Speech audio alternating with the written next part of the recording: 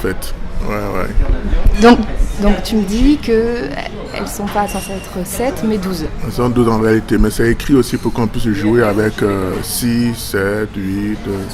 Même je l'ai déjà vu 2 à 2 et même un en monologue.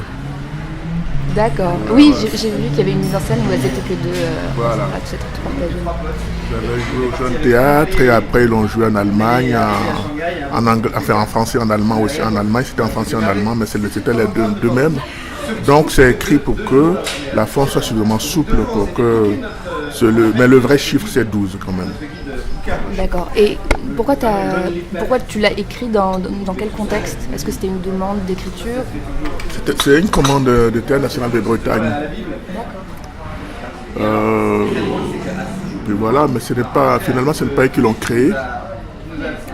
Puisque apparemment, j'en sais rien. Je me demandais, de toute façon, quand on passe commande, on n'est pas obligé de monter. On passe commande, c'est tout. Ça permet à l'auteur d'écrire dans des conditions relativement agréables, ou même souvent très agréables. Il n'y a pas de pression. Non, il n'y a pas d'obligation qu'il monte la pièce. Donc la pièce a été créée, comme la plupart de mes pièces d'ailleurs, à l'étranger, en Belgique. La première a eu lieu en Belgique. Et puis il y a eu des choses aux États-Unis. Après, voilà, ça a été joué en France aussi. Voilà. Et pourquoi tu as choisi l'univers carcéral? Mais d'abord parce que j'avais envie, la plupart des pièces que j'écris se passent dans un univers fermé. Et je pensais que la commande de Mysterioso me permettait justement d'arriver dans l'espace fermé, je dirais absolu, c'est-à-dire que l'institution ferme elle-même la prison. Et du coup, voilà, pour moi c'était un processus normal au niveau du travail sur l'espace. Ça se passe souvent dans des sanisettes, dans des ascenseurs en bloqué, des choses comme ça, voilà. Et là, je me suis dit, bon, cette fois-ci, on va aller dans l'espace fermé, que tout le monde reconnaît, que tout le monde accepte comme fermé, que tout le monde revendique, exige même, voilà. Et d'une certaine manière, j'ai réuni la plupart des personnages féminins qui étaient déjà dans mon théâtre, dans la prison. Puis il y avait le fait aussi que la commande venait du TNB. Et comme c'était une commande ouverte, il n'y avait pas, me disait pas écrit sur ça, c'était ouvert, je voulais écrire ce que je voulais. C'était aussi un clin d'œil à la ville de Rennes, où c'est la plus grande prison pour femmes. Donc c'était le seul clin d'œil que je voulais faire à la commande.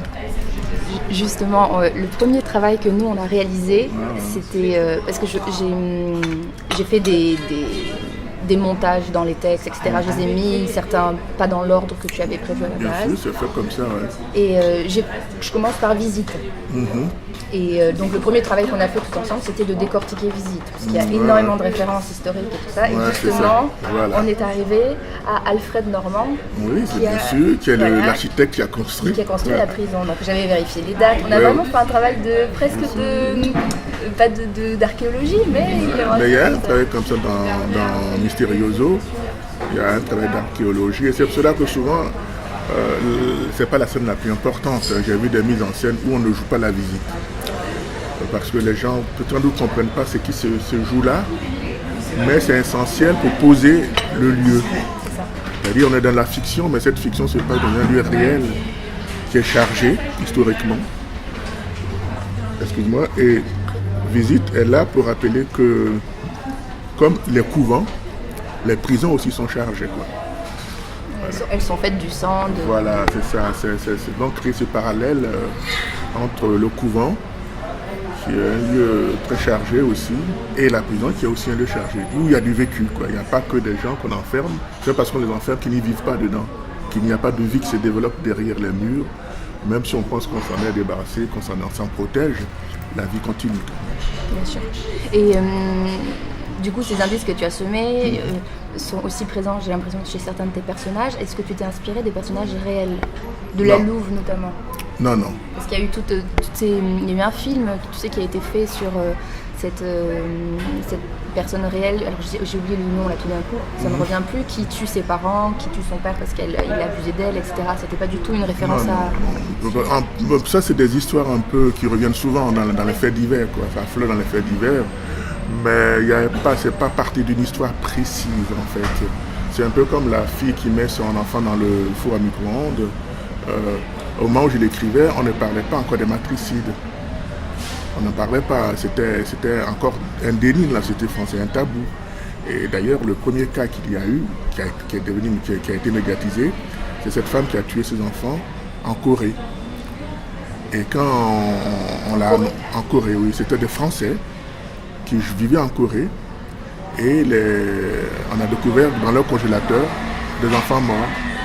Et lorsque ça a été annoncé en France, on a dit c'est pas vrai que ce sont des Coréens qui veulent, pour des raisons obscures, tellement le déni est fort, on ne voulait pas accepter. Et du coup, je crois que les Coréens ont demandé à la police française de venir mener l'enquête. Et à la fin, on a découvert qu'effectivement, c'était cette femme qui a tué ses propres enfants. Finalement, elle a avoué, le procès a eu lieu en France. Bon, après, il y a eu des lobbies qui ont protesté, qu'on ne devait pas la mettre en prison. Bon, je ne rentre pas dans ces détails, je pense que sans doute vous avez raison aussi. Hein, mais le fait même d'admettre ça, et puis après, ce cas de cette femme qui a révélé qu'elle a mis ses enfants au congélateur, les langues ont commencé à délier, et c'est devenu un peu un fait divers classique. Et justement, par rapport à cette histoire, je sais pas, tu connais Magali Mougel ou pas, cette autrice contemporaine? Je l'ai déjà rencontrée, je crois qu'elle est des Lyon. C'est ça. Ouais. Parce qu'elle a écrit justement toute une pièce sur des femmes qui ont commis des actes criminels. Ah ouais, non, je ne criminels. connais pas la pièce, mais Voilà. je l'ai rencontrée à... Et elle parle de Séoraï justement de cette histoire-là. Voilà. Je voulais te demander aussi, du coup, tu parles de l'enfermement, de lieu ultime fermé qui était le couvent et la prison, etc. Et tu as choisi de construire ta pièce du coup comme un cercle qui se reproduit éternellement. Est-ce que, dans quoi tu le places en fait? Parce que tu parles du réel, mais aussi de quelque chose de presque cauchemardesque. Qu'est-ce qui... Oui, en fait, c'est un mélange le réel, la fiction, l'histoire et tout, parce qu'on est constitué comme ça. Il n'y a pas un moment où il y a de l'histoire dans notre vie et puis un moment de la fiction. C'est un mélange de tout. Et Mystérieuse était l'occasion de poser aussi cela. Mais le fait que l'affaire renvoie au début et le début à la fin, c'est parce que la pièce est écrite comme un jazz. Et que dans le jazz, c'est une structure cyclique. Dans le jazz, au début, il y a l'exposition du thème. Et à la fin, il y a la reformulation du thème. C'est le thème qui est repris, mais différemment. On dérange un peu le thème, mais parce que le jazz travaille aussi sur le cercle. Sur la répétition. Sur la répétition, sur le cercle, quelque chose qui a l'air stagnant, mais en fait comme une question. Le jazz, c'est une structure qui est la structure de la question.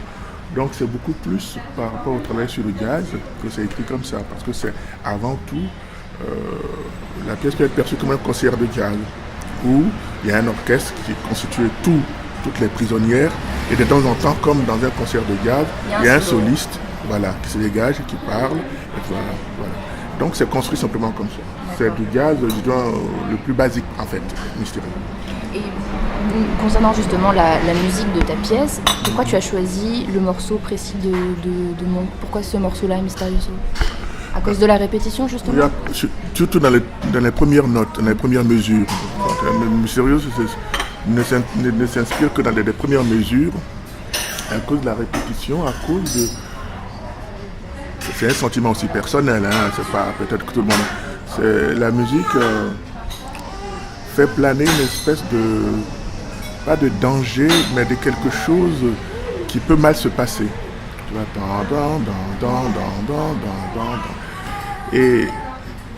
et on a l'impression que dans cette première mesure, les choses se déplacent très peu, comme si la musique se répétait elle-même, comme ça. Donc voilà, c'est ce sentiment premier qui m'a poussé à vouloir l'exprimer au théâtre et à donner cette vibration-là.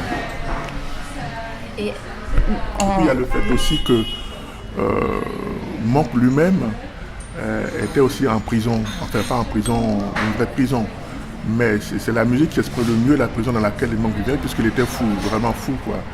Et c'est aussi la prison de la folie. Et je pense que c'est son morceau qui l'exprime le mieux, la prison de la folie. Justement par rapport à ça, est-ce que Mystérieuse Est-ce que tu choisis de mêler entre guillemets les attentats de 2001 à ce qui se passe dans la prison, au ressenti des femmes qui voient ce qui se passe. Est-ce que justement cette musique-là c'est un peu le symbole de cette violence ultime? Est-ce que Mysterioso c'est la musique de la violence? Non, c'est-à-dire que Mysterioso c'est comme un répertoire une espèce de Bible au sens premier du terme, c'est-à-dire des recueils de violence.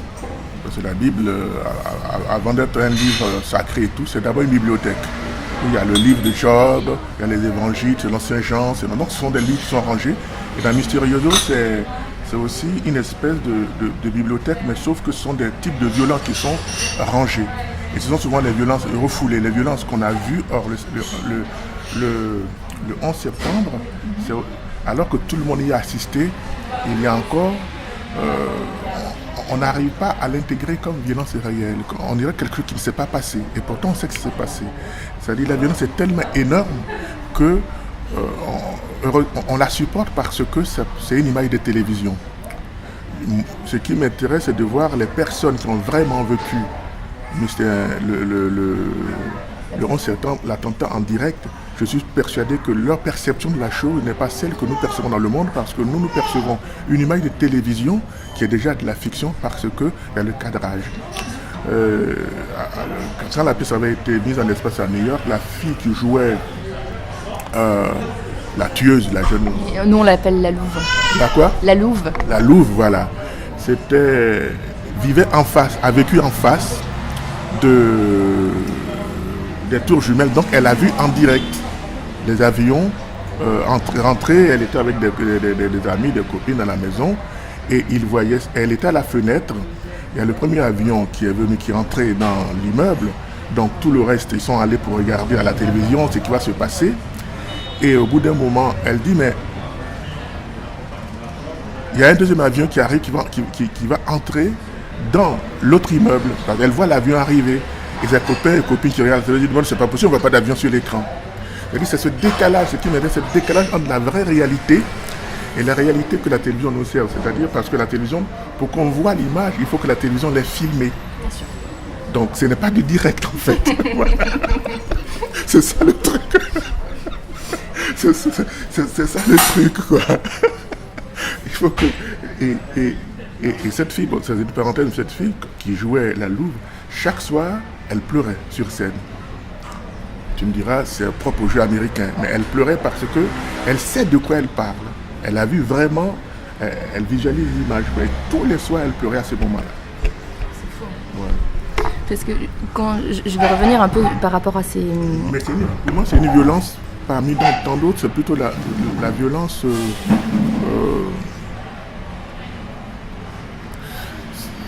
il y a toutes ces violences qui sont des violences individuelles. Oui. C'est-à-dire, voilà, intimes, de famille, entre qui sort du cercle familial ou amoureux, ainsi de suite.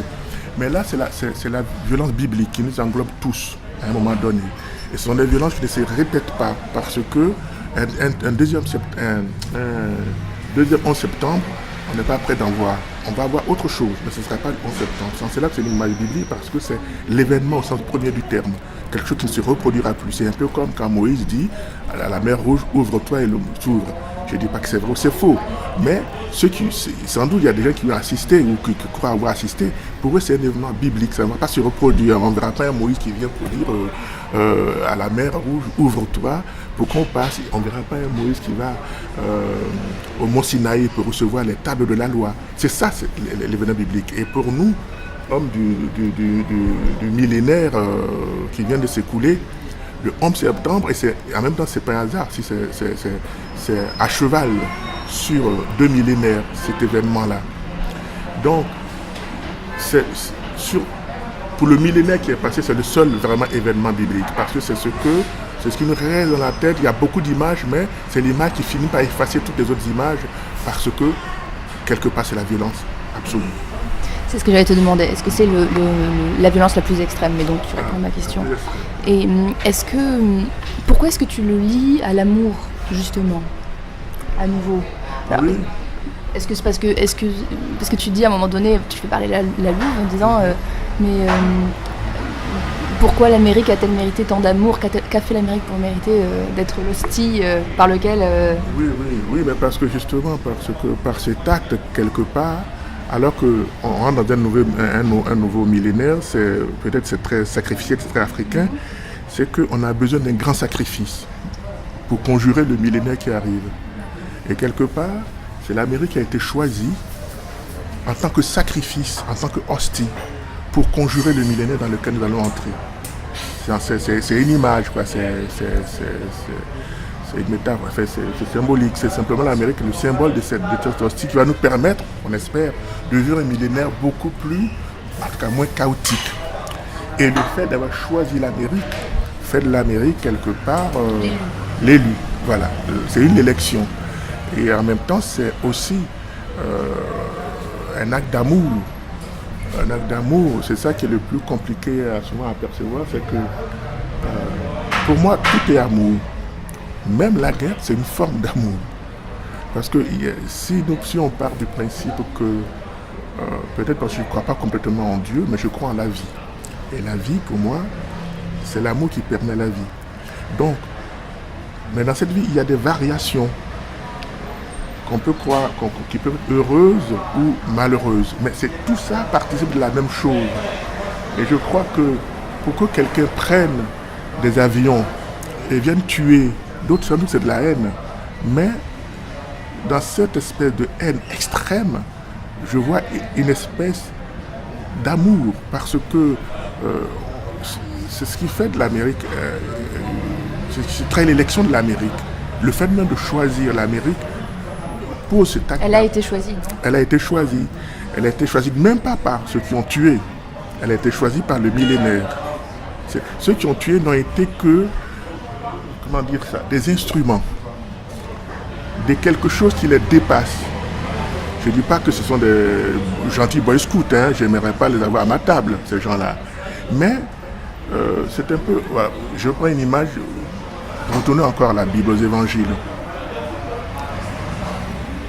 Judas, c'est celui qui vend le Christ. Mais Judas n'est pas pire que Pierre ou André ou Simon. Simplement, c'est lui qui a été choisi pour accomplir l'acte qui va poser la loi. Parce qu'il est écrit que de toutes les façons, le Christ sera crucifié, mourra de la main des hommes. Lui, il ne fait que précipiter, il ne fait que... il est porté là. Il fait ce qu'il... C'est un moment qui le dépasse. Donc ce n'est pas, comme on voit souvent, c'est la figure du traître. Non, ce n'est pas la figure du traître. Il ne trahit pas. Si quelqu'un trahit, c'est Dieu qui trahit. C'est Dieu qui le choisit. Pour que la parole s'accomplisse. Puisque c'est dans l'Ancien Testament, c'est déjà prédit que ce sera comme ça. Il fallait quelqu'un pour précipiter la loi. Et d'une certaine manière, les gens qui prennent des avions et qui rentrent dans les tours jumelles, pour moi, c'est anecdotique. D'ailleurs, on le voit historiquement, où ça en est avec Al-Qaïda aujourd'hui. Mais ce sont des instruments, je dirais, du destin. Et concernant justement ces attentats, alors j'allais te demander, là c'est 2001, nous c'était 2015, 2016.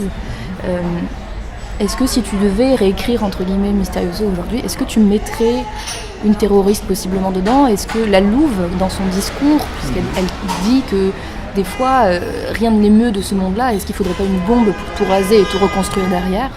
Est-ce que la Louve serait peut-être possiblement amenée, si elle sortait, à faire quelque chose comme ça?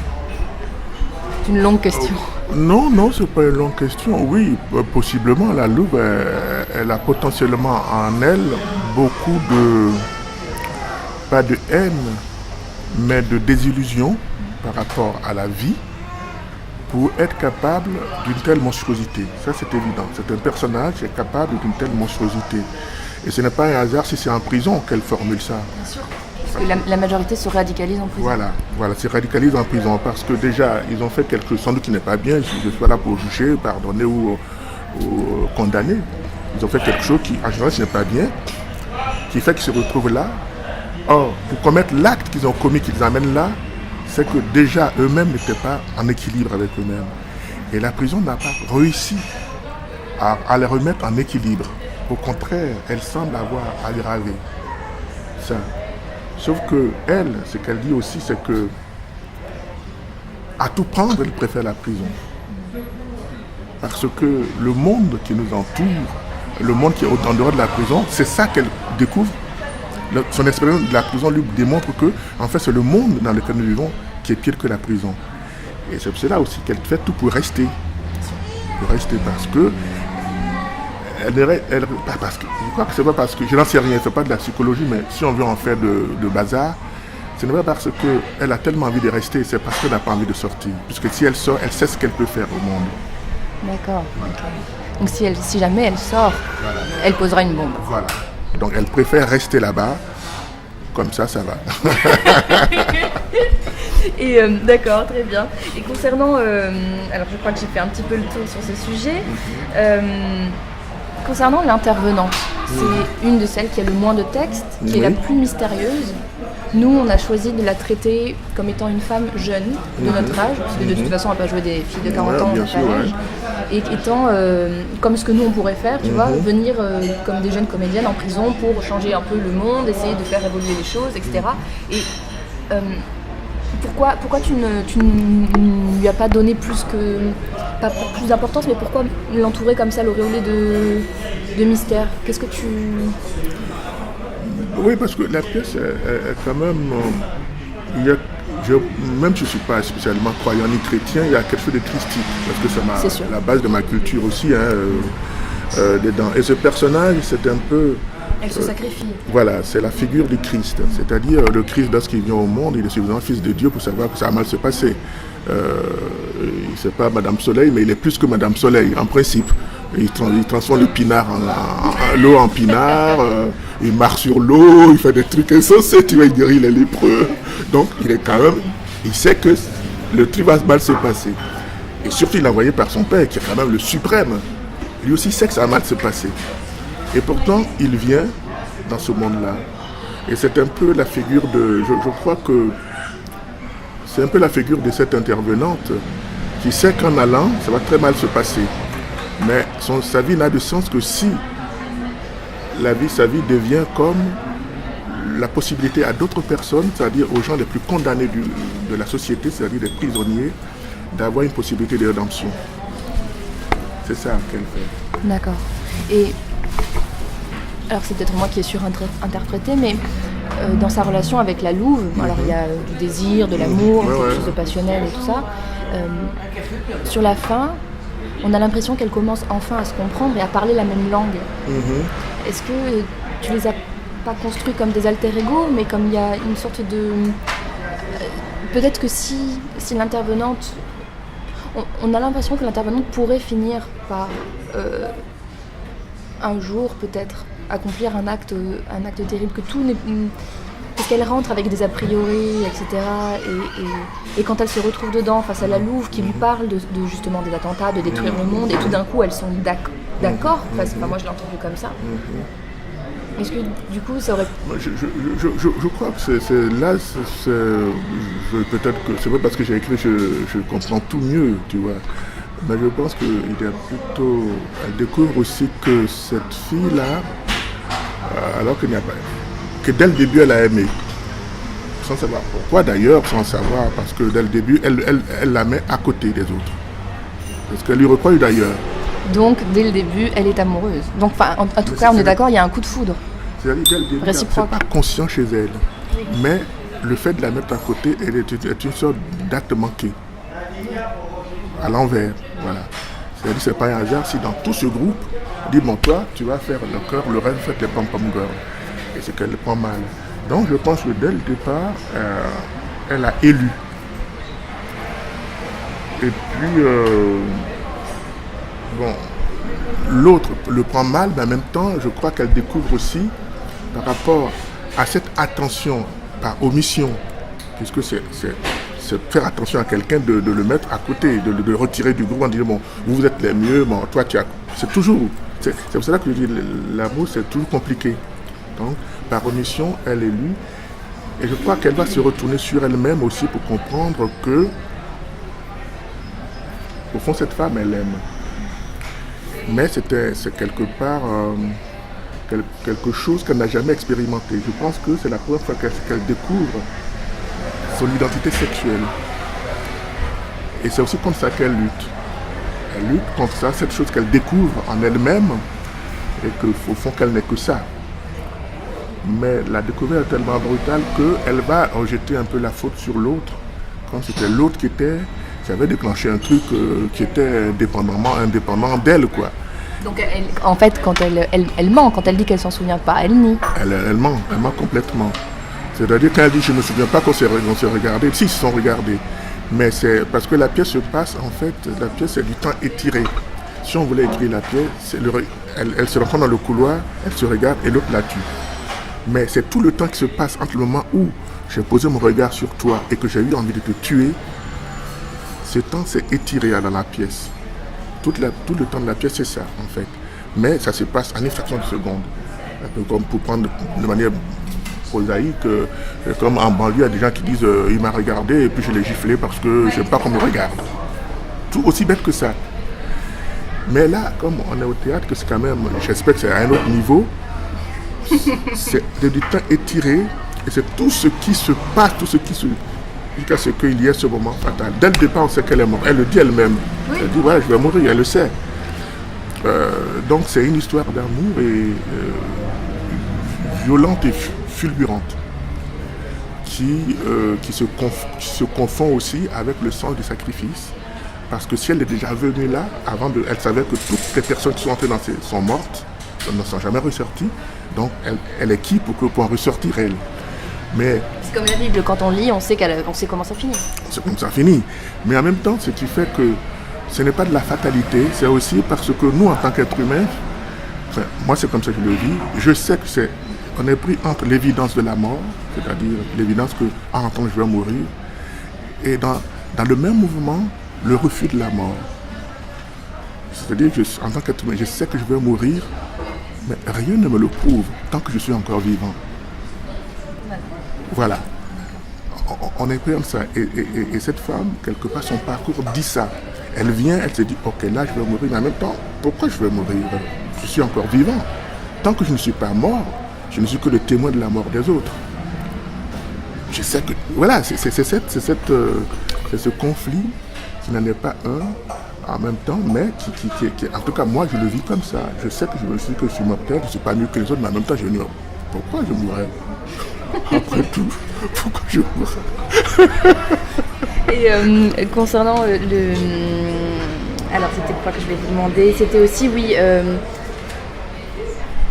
par rapport à ce texte qu'elle lui donne à faire, à travailler, qui est le texte d'Elena Ebraiova. Quel est le sens de ce texte contemporain dépressif? Est-ce que Elena Ebraiova, c'est un peu l'alter ego d'un écrivain dramaturge actuel? Oui, c'est ça. Ça, c'est pour m'amuser, parce que le théâtre qui se fait me gonfle. Parce que quoi, t'as dit? Le théâtre qui se fait, en gros, grosso modo, me gonfle, quoi. Tu vois, l'écriture, tout ça, ça me gonfle. Et je trouve que c'est parce que c'est l'argent du contribuable qu'on fait ces choses-là, quoi. C'est tout. Donc, Elena Ebraiova, c'est un peu l'incarnation de ce type d'écriture qui est bien conceptuel, c'est très bien conceptuel. Mais bon, ça fait que le théâtre est à côté de la société. C'est ce que j'allais te demander. Est-ce que tu considères qu'une partie du théâtre actuel, du coup, s'éloigne des gens réels? Non, je ne crois pas. De moins en moins. Il y a eu une période comme ça, où le théâtre était là simplement pour affirmer la fin de l'histoire. En tout cas, bon, ce avec quoi je n'étais pas d'accord, puisque moi je venais d'Afrique, pour moi l'histoire venait de commencer.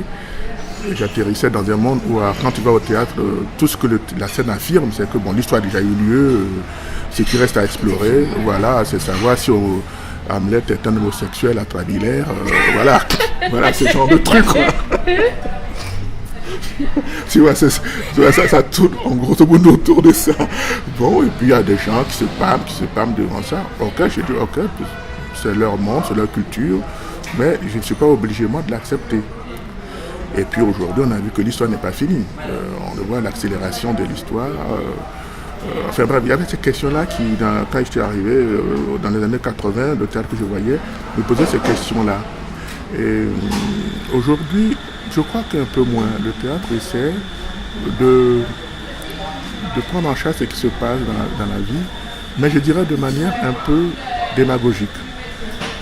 Tu vois, c'est-à-dire, il y a les sans-papiers, il faut qu'on fasse un truc sur les sans-papiers.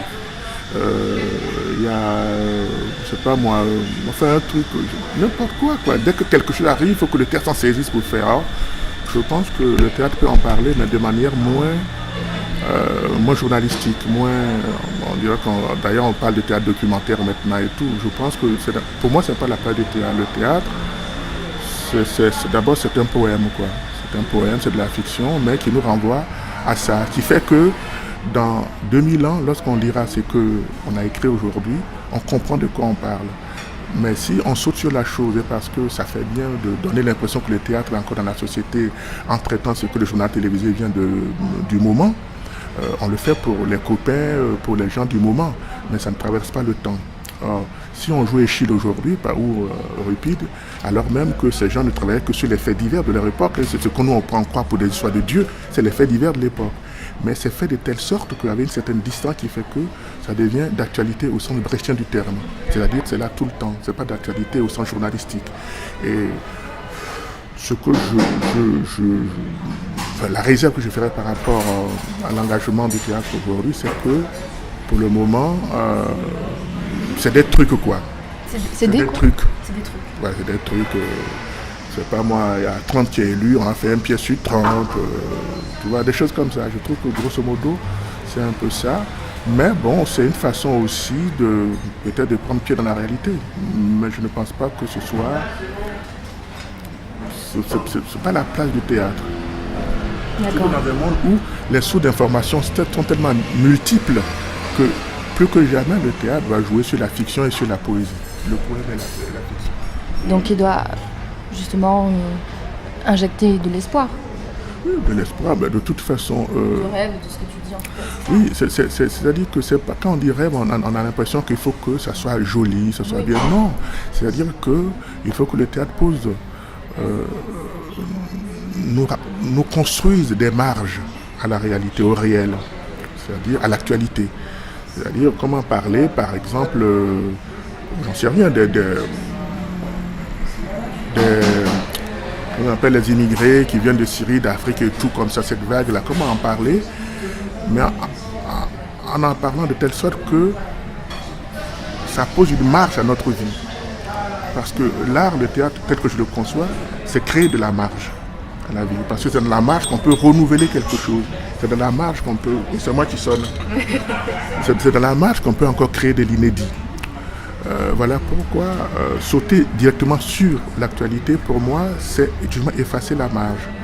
Ce n'est pas le fait de se saisir de ce sujet. Non, ce n'est pas le problème. C'est comment le traiter pour que ceux qui viennent voir... pour moi, l'espoir, c'est me permettre de me projeter. C'est ça l'espoir. C'est pas je suis heureux, je suis éclaté. Non. Est-ce que la cérémonie théâtrale me permet de me projeter? Est-ce que la cérémonie théâtrale me permet de me déplacer? Voilà pourquoi, à la limite, je préfère un théâtre de la transe qu'un théâtre de la catharsis. Parce que la démarche... Qu'est-ce que tu appelles un théâtre de la transe? Un théâtre de la transe, c'est-à-dire... De la transe, comme le rentrer en transe, c'est ça? Rentrer en transe, mais rentrer en transe, c'est pas, comme je dis souvent, c'est pas qu'on mette une salle en transe. Par exemple, à la lecture, il y a eu une lecture de Mysterioso au TNB.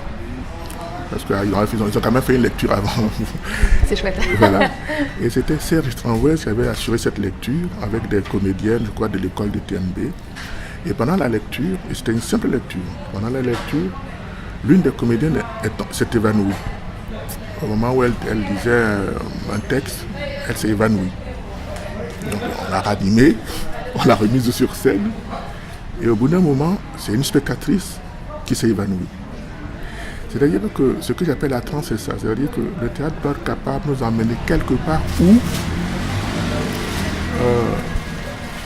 un peu comme dans les cérémonies que j'ai vécues en Afrique, parce que les gens qui viennent voir la cérémonie, ils ne tombent pas tous en transe, mais il y a une ou deux personnes qui tombent en transe. Et cette transe-là montre qu'il y a quelque chose qui peut guérir dans ce théâtre. On ne sait pas ce que ça guérit, mais ça nous guérit de quelque chose. Et ce que je n'aime pas de la catharsis, c'est que la catharsis, telle que c'est fait la catharsis aristotélicienne, elle bloque la catharsis.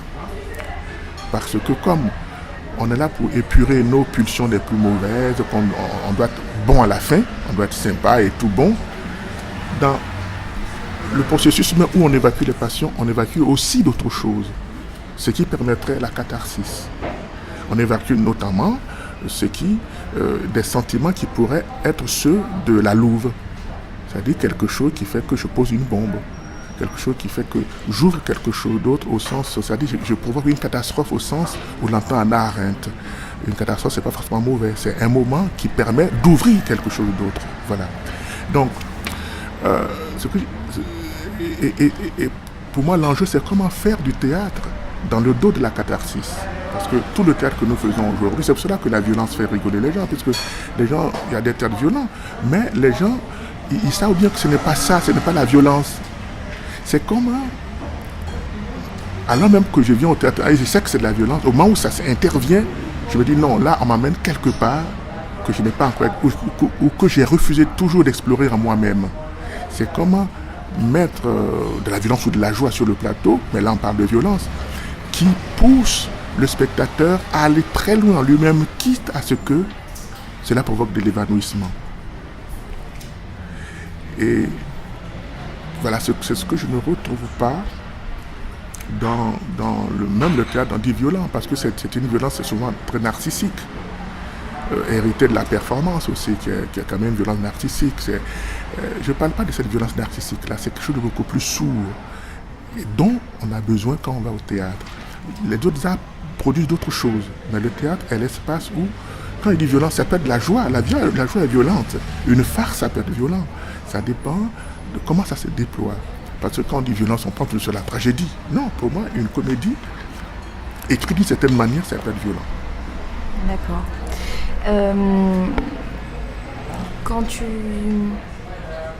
Quand tu as créé le personnage de Kelpéris, tu sais, on se demandait avec la comédienne qui joue Kelpéris, qui est Canel, je ne sais pas si tu vois qui c'est, Canel Carcassène. Bon, voilà, c'est une des filles qui était avec nous l'année dernière aussi, qui a joué dans le truc sur... Brasserie non, elle jouait... elle était à votre à studio là. Elle jouait, moi je ne l'ai pas vu jouer moi. Bah, je pense... Ah non, tu l'as pas vu. Mais non, je suis bête. Voilà. Tu l'as pas vu. Pas bête. Tu l'as pas vu. Je l'ai pas vu jouer. On se demandait qu'est-ce qu'elle a fait, elle. Quel est son crime, justement. C'est-à-dire que là, souvent, sur cette partie, il y a un malentendu. Je pense que le malentendu est bien, est un malentendu heureux. Comment ça ? Ce n'est pas elle qui dit qu'elle périsse. Il n'y a pas une personne. Toute cette partie, c'est en fait tout le groupe qui prend ça en charge. Et je l'ai vu une seule fois où on l'a fait comme ça, mais toutes les mises en scène que j'ai vues, et je trouve que c'est bien comme ça, c'est une seule personne qui le dit. Mais c'est le ressenti de tout le groupe. En fait, c'est tout le groupe qui parle. C'est le cœur qui, un peu comme une lapidation. C'est toute la communauté qui lapide l'autre. Mais tel que c'est traité de la mise en scène, je trouve que c'est bien. Que ce soit une seule personne qui le dit, c'est bien aussi. Donc, mais évidemment, on pourra savoir ce qu'elle a fait. Mais en même temps, je n'avais pas envie, parce que il n'y a pas que ces 5 personnes qui disent un dialogue, un monologue, qui existent dans la prison. Pour bien faire comprendre qu'il y a des personnages dedans, on ne saura jamais pourquoi elles sont en prison. C'est ça aussi la prison. C'est une autre prison, parce que tu vois la personne, quand on a travaillé un peu en prison, on le voit, tu es devant la personne, tu discutes avec elle, et ça n'arrête pas de tourner dans la tête, mais qu'est-ce qu'il a dû faire? Parce qu'il est comme toi et moi, il est sympa. Enfin, moi, je ne suis pas sympa, mais toi, tu as l'air sympa. Tu vois. Donc, je ne connais pas les horreurs que tu as dû commettre dans ta vie. Et j'en ai commis. Voilà. Donc, quand tu es devant quelqu'un en prison, que tu dois faire des ateliers, rencontrer des gens, cette question est toujours dans la tête. Et en même temps, à un moment, tu te dis, mais non. Si je commence à me focaliser sur ça, je me fabrique une autre prison. La prison de son secret. La prison, peut-être même pas de son secret, mais de ce qu'il n'articule pas. C'est sa vie.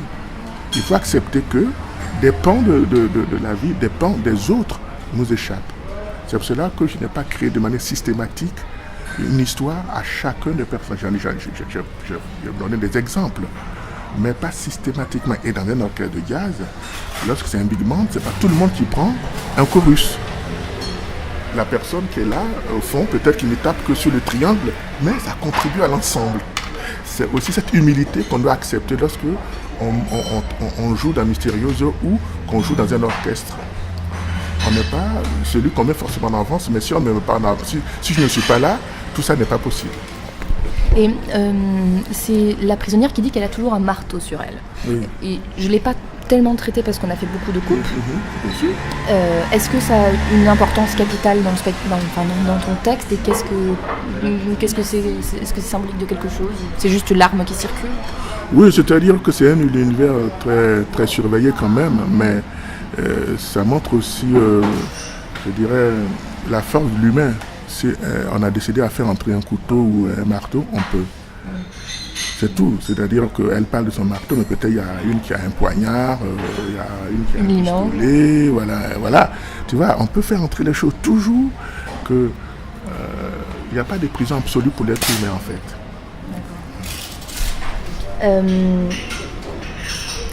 Quand tu l'as écrit... Le marteau aussi, c'est aussi métaphorique. Hein. Je n'ai pas voulu une épée parce que c'est trop gros. Un poignard même, c'est trop gros. Parce que tout de suite, on voit le sexe. Mais quelque part aussi, c'est l'évocation d'un manque. Si tout a envie de toucher ce marteau... Ça lui fait l'effet de meilleur qu'un sexe d'homme. C'est ça, oui, exactement. Donc, c'est un peu comme si elle s'était arrangée pour faire glisser un sexe dans ce monde-là. Ah, c'est génial, d'accord, ok. Mon Dieu, c'est faux. Et j'emploie le mot glisser sans arrière-pensée. Oui, bien sûr, il n'y a pas de souci. Et tu m'as troublé du coup. Alors, je sais plus ce que je vais te demander du coup. Merde. Je te parlais du marteau, je te parlais... Ah, tu m'as perdu. Merde, attends. Bon, j'ai retiré le mot glisser alors. Quelle importance... C'est pas... Merde, je sais plus ce que je vais te demander. Voilà, c'est ça, oui. Quand tu as écrit la pièce, donc c'est cette partition de jazz, les femmes parlent, elles ont des énormes partitions à des moments. À qui elles s'adressent? Justement, c'est ça. C'est là le... Est-ce qu'elles parlent toutes seules? Est-ce qu'elles parlent à l'intervenante, au public? Elles parlent au public. C'est-à-dire que comme c'est en même temps un spectacle, ça. Il y a potentiellement un public qui vient les regarder. Même si c'est en répétition, il y a au moins un regard extérieur. Simplement pour dire que c'est ce qui fonde le théâtre. Le théâtre, c'est parce qu'il y a quelqu'un en face et les éprouve soudain le besoin de raconter cette histoire. Parce que si je suis sous ma douche et que je déclame Hamlet, même très bien, ce n'est pas du théâtre. Le théâtre, c'est cet acte d'amour où... pour que ça se produise, il faut qu'il y ait quelqu'un. Si je le fais tout seul, je me branle. Voilà. Mais pour qu'il y ait ce qu'on appelle l'amour, il faut qu'il y ait au moins quelqu'un en face. Et c'est parce qu'il y a quelqu'un en face que soudain, ça les déclenche, qu'elles éprouvent le besoin enfin de dire quelque chose sur elles-mêmes. Donc, c'est au public. C'est le public, c'est la présence publique qui fonde le théâtre. Donc c'est le public qui provoque leurs paroles aussi. Exactement, le besoin parce qu'il y a le spectacle et du coup elle spectacle. Et donc ça joue cette ambiguïté-là, c'est des gens qui viennent sans doute en prison, mais c'est aussi sorti de leur histoire de la prison. Le public, c'est celui qui vient. Ce sera ensuite le transmetteur. Celui qui va faire sortir au moins l'histoire de la prison. D'accord. Et justement, nous on a choisi j'ai choisi du coup de placer la mise en scène, le spectacle, comme étant une éternelle répétition de leur chorégraphie, etc., jusqu'à ce point final où finalement elles réussissent à faire quelque chose qui est pas si mal par rapport au départ qui était compliqué, qui est laborieux et tout. Et du coup, est-ce que vraiment ce spectacle se produit ? Est-ce que ce spectacle se produit à un moment donné? Est-ce que les gens viennent vraiment les voir? Mais justement, le spectacle se produit. Et c'est tout ce qu'on vient de voir, c'est le spectacle. D'accord. Même dans ces hésitations, dans ces retours en arrière, dans ces dire on s'est trompé, c'est ça qui fait le spectacle. Il n'y aura pas un moment où on viendra voir un spectacle. Non, le spectacle, on est en train de le voir. Du coup, nous sommes dans le temps réel du spectacle. Tout ce que nous voyons, c'est le temps réel du spectacle. Même si ça se passe d'un jeudi à l'autre, le vrai temps du spectacle, c'est ce qu'on voit. Il n'y aura pas un autre spectacle. Le spectacle commence, il y a une femme qui vient te dire « Regardez-moi, je vais mourir ». Le spectacle a commencé. D'accord. Et donc tu as choisi de raconter une histoire d'amour, et de l'amour entre femmes en particulier. Le lesbianisme a toujours été plus ou moins tabou, sujet de fantasme pour justement les hommes hétérosexuels, etc. C'est quoi ta position à ce sujet? Pourquoi comme ça? Donc vraiment c'est un fantasme de mec hétéro, quoi. Complètement. Ah mon Dieu, mais t'assumes ça? Non, mais on peut pas écrire si on se ment à soi-même. C'est parce que pourquoi je prends des pom-pom girls? Parce que j'adore les pom-pom girls. J'aime les regarder, ça me lave, quoi, de regarder des filles avec des trucs agités comme ça. Je ne sais pas pourquoi, ça me lave. Donc la pièce était aussi un prétexte de ça pour parler de ça. Bon, mais pour revenir aux femmes, non, ce n'est pas... D'abord, il y a le fait qu'en tant qu'hétéro, ça m'excite, quoi. Donc, mais c'est aussi... J'ai l'impression que l'amour homosexuel, que ce soit chez les hommes ou chez les femmes,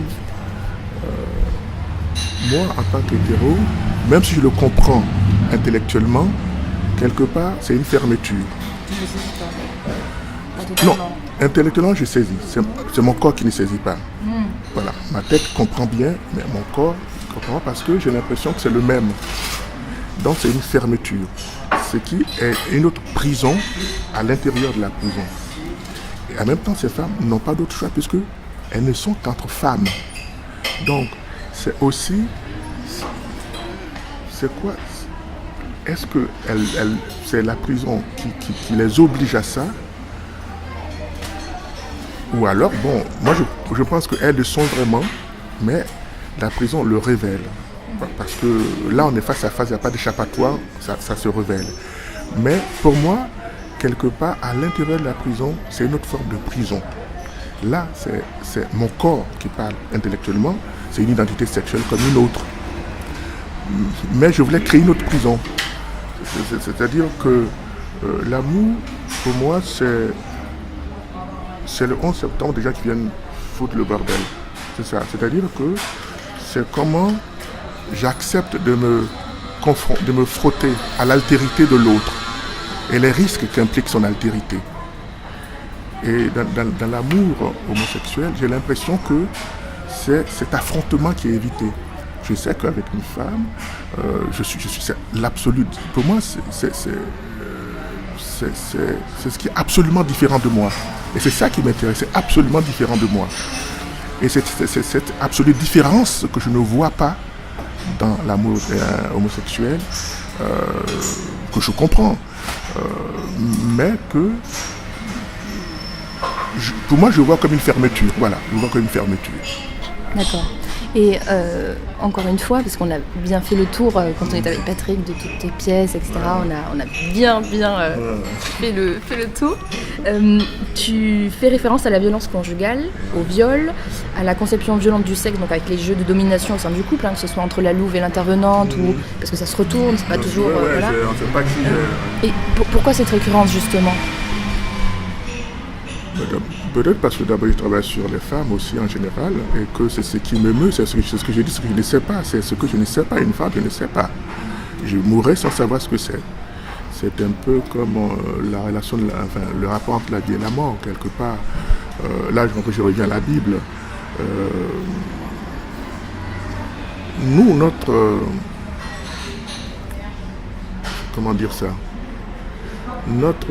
Ce qui fait que peut-être on est au-delà de Dieu, c'est que nous on connaîtra l'expérience de la mort, que Dieu ne connaît pas, ne connaîtra jamais. Et je crois que s'il envoie son Fils sur terre, simplement pour faire cette expérience, pour découvrir cette chose, parce que quand Dieu crée le monde, il ne crée pas la mort vient après coup. Donc ce n'est pas une chose qu'il avait intégrée, c'est une chose qui surgit et qu'il ne sait pas. Donc la seule façon quelque part de se l'approprier, c'est d'en faire l'expérience à travers le corps du Fils. C'est-à-dire faire vivre la mort. Pour moi, tout soit du Bible, du Christ, la flotte changeant en pinage, marche sur l'eau, tout ça, C'est simplement un type qui se dit, mais tiens, ces gens que j'ai créés découvrent quelque chose, vont connaître quelque chose que je ne connaîtrai jamais et en faire l'expérience. Et quelque part, mon rapport aux femmes, c'est ça, c'est une quête impossible. Je ne cherche pas à ressembler à une femme, mais c'est ce qui me fascine le plus. Et c'est parce que, pour moi, c'est ce qui me donne une perspective, une ligne de suite. Du coup, la récurrence des personnages féminins et de ce qu'elles vivent, leur rapport à l'amour, que ce soit l'homosexualité. Je ne traite pratiquement jamais de l'homosexualité masculine, pas parce que, bon, d'abord, ça m'ennuie. Voilà. Ça ne m'excite pas du tout. Voilà, je trouve pas mon compte, même si j'en parle de manière... Et quand j'en parle, c'est de manière très indirecte, comme dans Big Shoot. Voilà, c'est de manière très indirecte. Donc, je crois que c'est la figure, c'est la femme en tant que telle. Je ne dis pas que c'est facile de vivre avec, hein. Elles sont très chiantes quand elles s'y mettent. Bon. Mais même ça, je trouve ça poétique. Voilà, c'est tout. Donc, ces personnages qui reviennent, leurs crimes, leur façon d'aimer, leur façon de ne pas aimer, même si je me trompe, parce que je ne suis pas une femme, ça ne me pose pas de problème.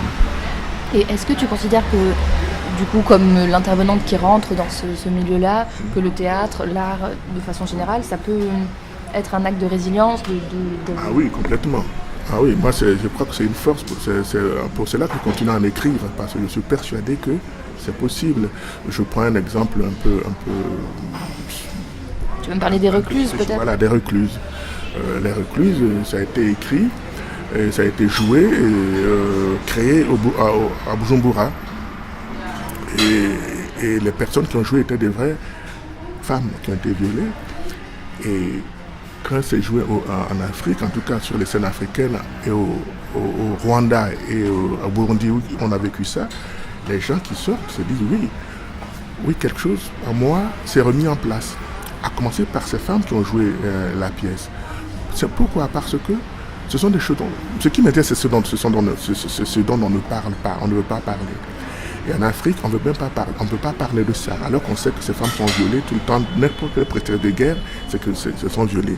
Et d'ailleurs, dans la plupart des langues africaines, le mot viol n'existe pas. Voilà. Ça n'existe pas. Souvent, c'est des périphrases. Prendre une femme de force, mais il n'y a pas un mot qui dit comme ça. Du coup, lorsque la pièce est jouée pour ces femmes violées, pour ces personnes qui luttent contre ça, en fait, on nomme quelque chose et étant donné qu'en Afrique, le théâtre, l'espace théâtral est encore un espace sacré, le fait de le proférer sur une scène, quelque part, sanctifie cette parole-là. Donc, sanctifie pas le viol, mais sanctifie la personne qui a été violée. On prend en compte son traumatisme, sa douleur, et c'est comme ça qu'elle peut, je ne dis pas que le théâtre va l'en guérir, mais c'est comme ça qu'elle peut amorcer aussi une sorte de résilience. Je ne dis pas que le théâtre peut faire tout, mais le théâtre peut y contribuer dans ce cas-là. Et justement, par rapport aux hommes dans tes pièces de façon générale, ils sont soit absents, soit là, mais c'est comme des coquilles, soit extrêmement violents, comme tu dis.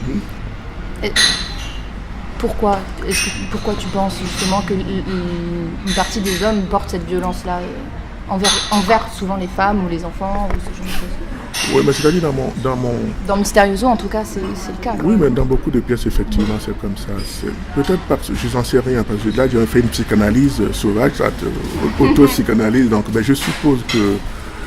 C'est pour avoir ton avis, hein. Oui, non, mais c'est vrai, c'est parce que l'homme incarne le patriarcat.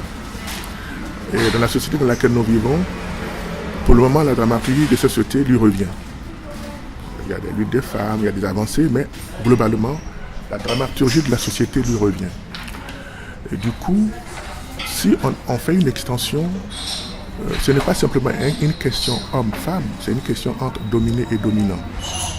C'est pour cela que les femmes ne sont pas simplement à voir comme une catégorie humaine.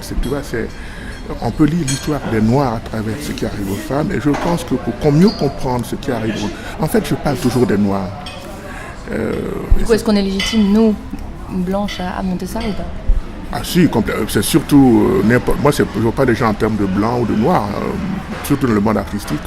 C'est encore l'une des erreurs, je pense, du système français où un créateur africain parce qu'il parle des choses africaines, qu'il fait ça avec des comédiens africains, qu'il fait avec des metteurs en scène africains. Moi, j'ai jamais voulu accepter ça.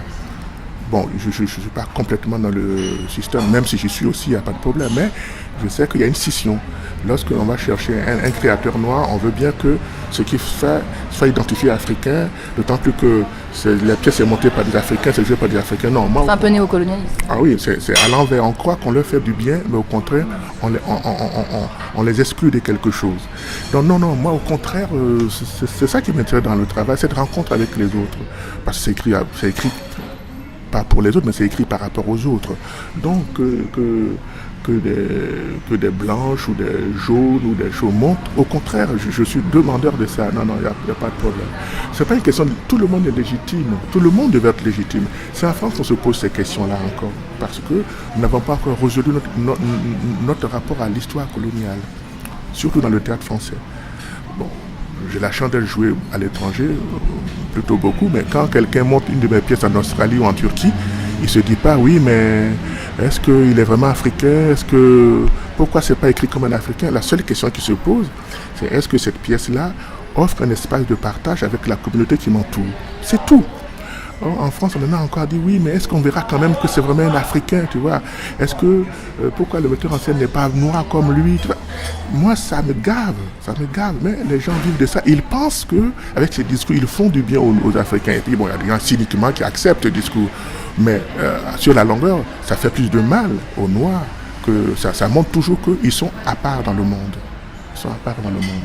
Donc, quand je dis le théâtre que je fais ne parle en fait que des Noirs.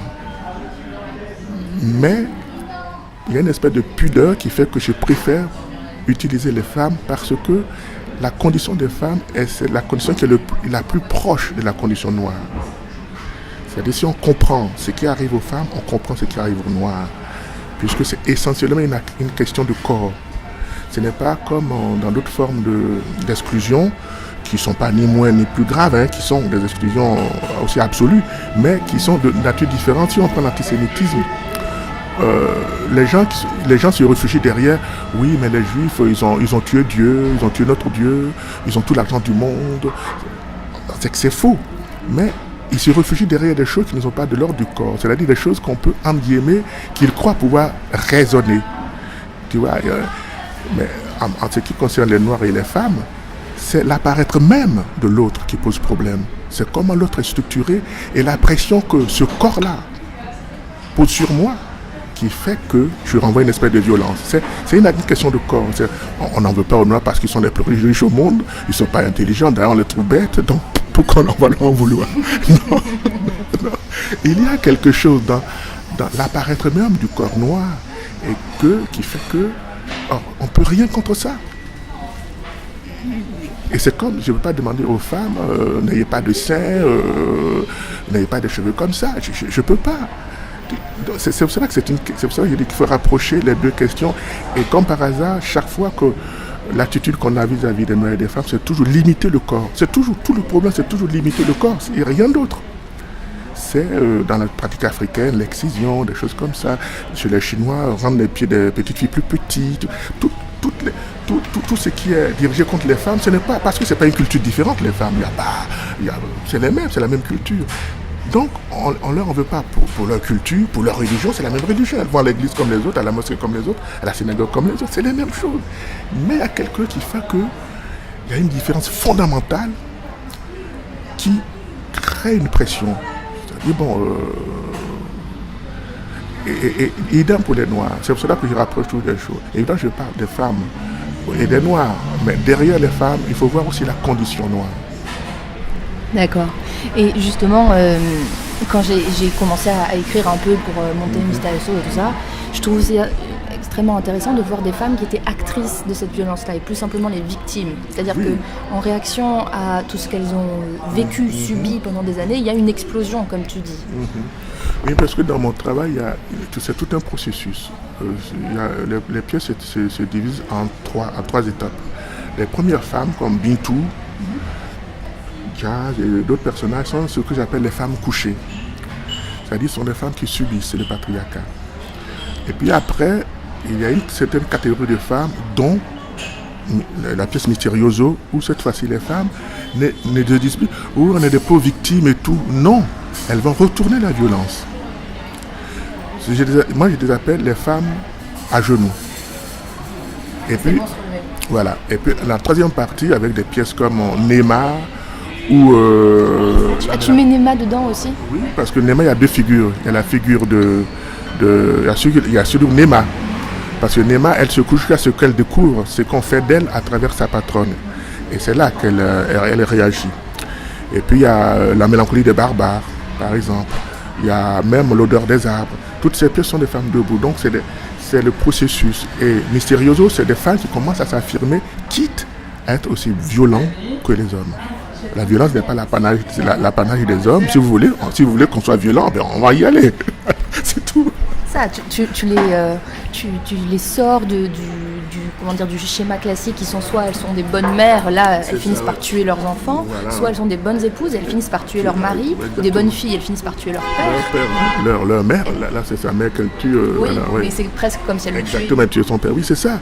C'est-à-dire que c'est tout ce qui peut entraver leur vie, quoi, quelque part, dans l'intimité. Ce sont des crimes intimes. De port à port, de personnes qu'on connaît, tu vois. C'est pas la personne qui sort dans la rue et qui tire sur quelqu'un pour dire j'affirme ma féminité. Non, voilà, tu vois. Voilà. Donc, je dirais c'est les premières violences. Elles se dressent contre les premières violences. Parce qu'avant la violence de la société, les femmes ont été structurées à accepter cette violence dans la structure familiale. C'est la structure familiale qui fait qu'elles acceptent la violence dans la société.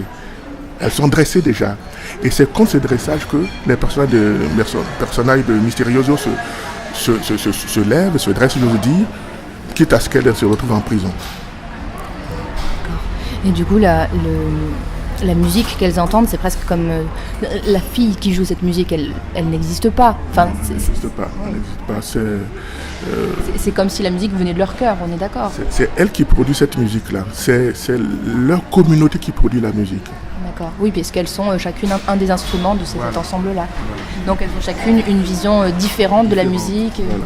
Mais en même temps, certaines l'aiment, d'autres pas. Voilà, oui, certaines l'aiment. On dit elles se foutent de notre gueule, comme Hélène et Braïwa, c'est la même chose. Tout le monde se fout de notre gueule. Voilà, tout le monde se fout de notre gueule. Ils nous font de la musique pourrie, ils disent c'est de la musique. Ils nous font du théâtre pourri, ils disent c'est du théâtre. Voilà. Mais en même temps, la musique, ce qui a retenu la musique, c'est que c'est joué au violoncelle. Et moi, je ne suis pas du tout musicien, je ne sais pas, je ne connais même pas le... Nous, on a transformé ça parce que justement, on n'est pas musicien, enfin, pas toutes en tout cas, et on a transformé ça en une musique qui se base un peu sur Mysterioso au début, mais qui est tordue par de l'électronique, ce genre de choses. Oui, peu importe. Moi, j'ai vu des Mysterioso où on n'entend même pas la musique. Oui. Voilà, on entend une autre musique, d'autres choses. Parce que ce qui est important, c'est que... Celle qu'elles ont dans la tête. Voilà, et c'est que le spectateur finit par avoir dans la tête lui-même. Mais à la fin. Voilà, mais si on commence à lui donner des choses, j'ai vu un comme ça aux États-Unis, c'était pas bon parce que justement, comme ils sont très réalistes, on entendait tout le temps la musique, moi-même ça me saoulait. Tu vois, ça me saoulait. Mais elle rend folle cette musique. Ah oui, c'est fait pour rendre fou, tu vois.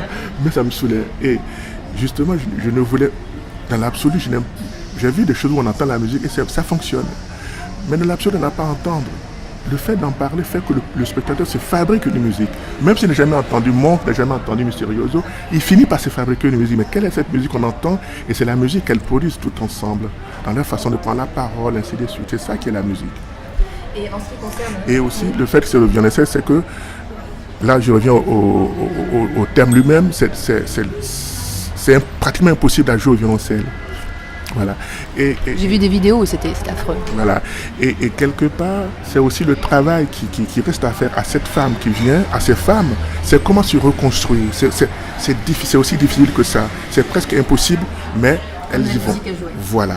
Elles vont tous les jours, elles vont revenir le faire, parce que ce qui font le statut d'humain, c'est parvenir à dépasser ce qu'elles ont subi. Voilà. Et sur le fait de manger les autres, tu parles beaucoup de... Parce que j'ai pas mal étudié, entre guillemets, ton rapport à ce truc du mystique, donc on a pas mal parlé de la religion, de ça. Et c'est un mélange des deux, entre le catholicisme, entre guillemets, et puis peut-être des choses plus ancestrales, Oui. sur le cannibalisme, le fait d'avaler les autres pour les garder pour toujours en eux, etc.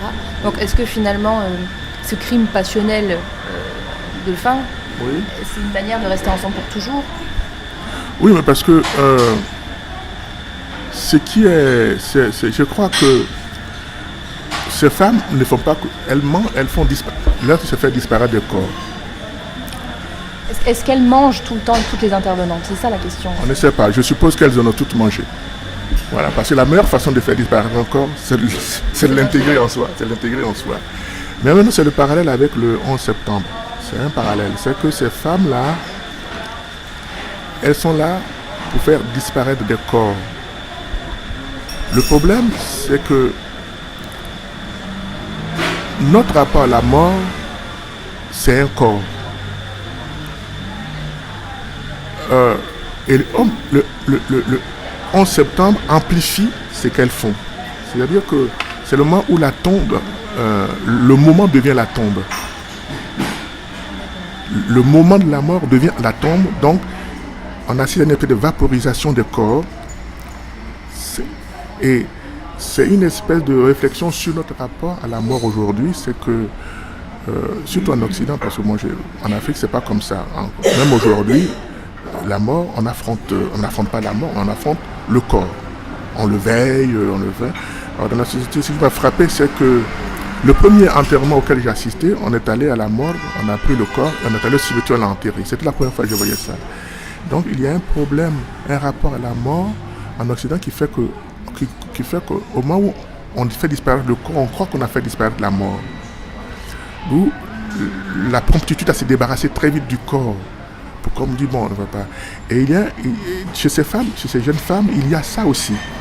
De toute façon, d'ailleurs, elle prend le terme policier, il n'y a pas de corps, il n'y a pas d'indice. On a fait disparaître le corps, donc personne n'est mort. Et le 11 septembre, justement, c'est la mort qui ne laisse pas de corps. Donc, c'est quelque part, et c'est pour cela que c'est important, l'événement du 11 septembre vient nous dire dans quel monde on est entré. Un monde où il n'y a pas de deuil possible, puisque ce qui fait le deuil, c'est le corps. Tant que le corps est absent, il n'y a pas de deuil possible. Donc elle ne sera jamais morte. Elle ne sera jamais morte. Et j'ai écrit une pièce comme ça qui s'appelle Tizak. Enjambe à la peur. Voilà. C'est le traitement du temps. Parce que souvent les gens se sont dit, mais pourquoi on dirait que tu t'es trompé sur le temps, que le temps il ne bouge pas. Oui, c'est le temps du deuil qui n'a pas eu lieu. Tant que le deuil n'a pas eu lieu, le temps est arrêté. C'est pour cela que Tizak veut absolument aller reprendre son père pour qu'on l'enterre vraiment. Parce que tant qu'il n'y a pas ce moment qui fonde notre humanité à tous, quelles que soient les cultures, les civilisations, on enterre nos morts, il y a des cérémonies, c'est l'occasion de faire redémarrer le temps parce que la mort bloque le temps. Et ce qui fait redémarrer le temps, c'est le deuil. Mais dans un monde où le corps disparaît, qu'on n'a plus le temps de faire de faire cette cérémonie-là, quelque part on est dans un temps figé. Et c'est ce que j'ai essayé de traiter justement dans cette pièce où on est toujours dans le même temps, 6 mois plus tard, on redit les mêmes choses qu'on disait au début, tu vois. Voilà. C'est un rapport au temps plutôt. Et après, je vais peut-être te laisser aussi parce que tu va peut-être falloir que tu repartes. Hein, je ne vais pas t'embêter trop longtemps non plus. Si tu dois aller commenter un propos, vas-y, on est là et tu poses toutes les questions comme ça. Comme ça, c'est fait. Je te harcèlerai plus. Non, mais tu sais, j'ai l'impression qu'il y a presque 3 entre guillemets écritures dans ton écriture dans Misterioso, qui est donc les dialogues qu'il y a entre la louve et l'intervenante, les gros monologues entre guillemets les grosses partitions justement, et les passages que moi j'appelle des passages de chœur où elles parlent toutes en même temps, tu sais, de façon un peu dispersée. Et justement, j'ai choisi